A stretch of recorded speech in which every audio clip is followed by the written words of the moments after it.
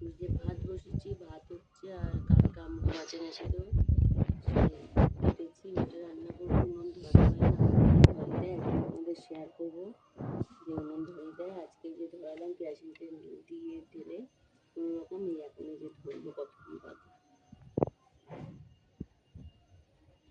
আজ ওয়েদারটা মেঘলা, জামা কাপড় একবারে নামিয়েছি, এগুলো কাচতে টাচতে হবে, আমি কি করবো জানি না।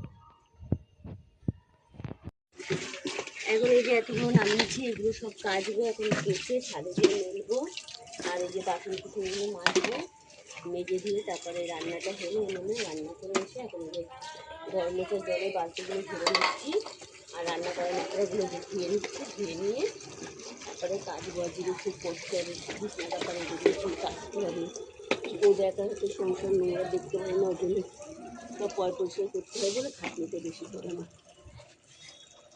তারপর করতে হবে নাকি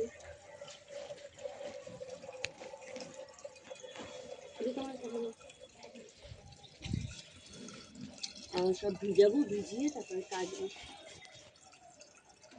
বুঝতে পারছি না বলে পা দিয়ে সব পাড়ি দিচ্ছে, না আমি মেজে নিচ্ছি পা দিয়ে, পাড়ালে যে ময়লা সব ভিজিয়ে দিচ্ছে।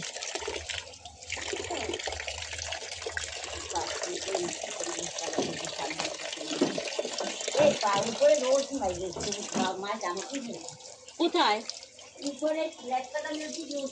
একটা তো তোমার বালা পোষ নিয়েছে, কি করবো নোংরার মধ্যে একটা ঘর দুয়ার বা মেয়েটা নোংরা করে। ভাত বেড়েছি, মেয়ে খাচ্ছে, আর আজকে রান্না করেছি ডাল করেছি, আর মেয়ে যেহেতু মাছের তরকারি খায় না, মাছ আর আলু ভাজা, আর একটা ছেঁচে শাক অল্প করে বাড়িতে তুলেছিলাম, সেটা একটু মানে আলু দিয়ে গাজর দিয়ে ভেজেছি, আর এই মাছের ঝোল করেছি, আর কিছু করিনি। আর তোমরা পাশে থেকে কমেন্ট করো, একটা করে লাইক কমেন্ট শেয়ার করো, আর তোমরা ভিডিওতে তেমন কেউ কমেন্টও করছো না, লাইক শেয়ার করছো না, একটা করে সাবস্ক্রাইব করছো না। এবার ভিডিওটা আমি করতে পারবো বা আগাতে পারবো না কি জানি না। এবার 1 বছর যেহেতু টাইম থাকবে, এবার 1 বছর আমি টানবো, এবার যদি হয়তো হবে, না হলে আর ভিডিও করা হবে না।